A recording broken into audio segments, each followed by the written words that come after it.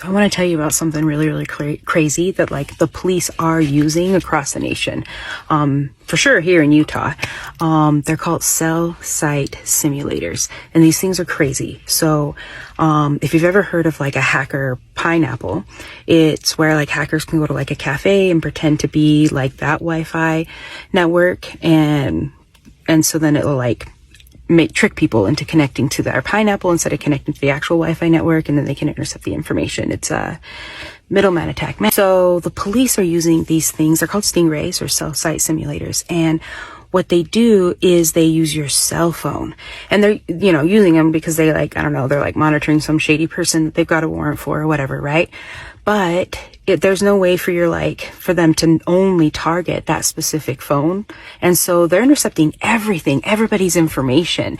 Anyone that's near them, it's going to connect to their tower instead of the actual cell tower. And they can get like location data and I don't know what else, but all sorts of information from your cell phone. So yeah, I wanted to share some information. Also, here is a clip from a news video with a little bit of information about Utah. And there is a screenshot of the article that has the information on the news site.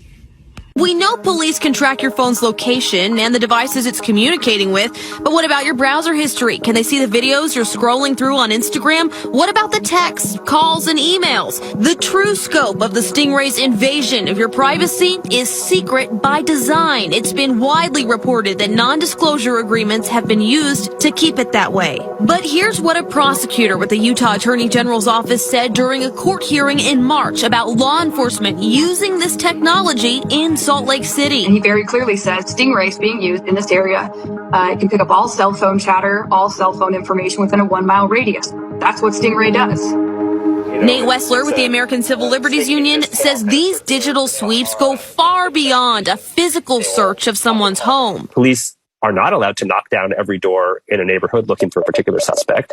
This technology is the digital equivalent of that in important ways. And he says there's not much any of us can do to avoid it. Either you have a functioning cell phone that then can be tracked by a Stingray, or you turn off, put your phone into airplane mode and have a paperweight in your pocket.